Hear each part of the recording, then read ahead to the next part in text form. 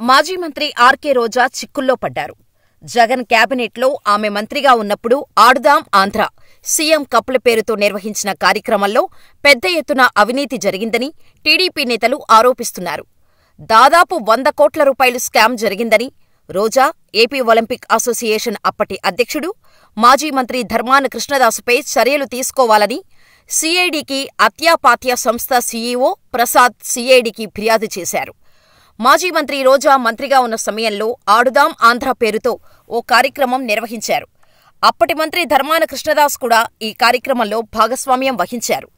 అన్నీ దగ్గరుండి చూసుకున్నారు కూడా. ఈ కార్యక్రమం కోసం ఏకంగా 150 కోట్ల రూపాయల మేరకు ఖర్చు పెట్టింది వైసీపీ ప్రభుత్వం.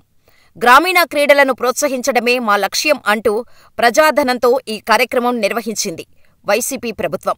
అయితే ఈ ఆడుదాం ఆంధ్ర పేరుతో భారీ ఎత్తున కుంభకోణం జరిగిందని అప్పట్లో మంత్రులు రోజా, ధర్మానపై టీడీపీ నాయకులు అనుమానాలు వ్యక్తం చేశారు. ఈ ఆడుదాం ఆంధ్ర స్కాముపై ప్రస్తుత స్పోర్ట్స్ మినిస్టర్ రాంప్రసాద్ రెడ్డి కూడా గతంలో చెప్పారు. ఈ ఘటనపై ఓ కమిటీని ఏర్పాటు చేస్తున్నామన్నారు. కమిటీ ఇచ్చే నివేదిక ప్రకారం దోషులను గుర్తించి వాటిని రికవరీ చేయడంతో పాటు అక్రమాలకు పాల్పడిన వారిని అరెస్ట్ చేస్తామని ఆయన ప్రకటించారు. ఇప్పుడు ఈ విషయం మళ్లీ తెరపైకి వచ్చింది. సీఐడీ శాఖ ఈ స్కామ్ ఆరోపణలను సీరియస్గా తీసుకుంది. మాజీ మంత్రులు, వైసీపీ సీనియర్ నాయకులు రోజా, ధర్మాన కృష్ణదాసులపై విచారణకు సీఐడీ ఆదేశాలు ఇచ్చింది.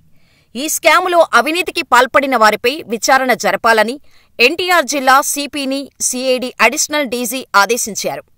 దీంతో ఏ క్షణమైనా మాజీ మంత్రి రోజా అరెస్టు జరగవచ్చని ప్రచారం జరుగుతోంది.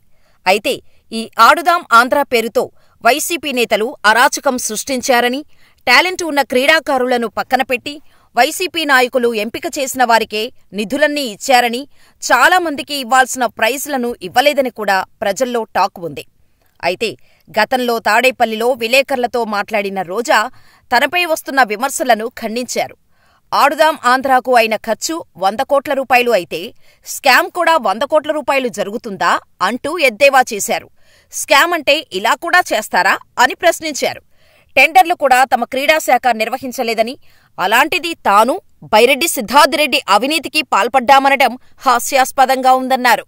ఎన్నికల ఫలితాలు వెల్లడైన తర్వాత వైసీపీ శ్రేణులపై దాడులు చేస్తున్నారని, ఇది సరికాదని, దాడులు ఆపి ప్రజలకు ఇచ్చిన హామీలను అమలు చేయటంపై ప్రభుత్వం దృష్టి పెట్టాలని కౌంటర్ ఇచ్చింది రోజా. అయితే ఈ స్కామ్ గురించి మీరేమనుకుంటున్నారో మాకు కామెంట్ చేయండి.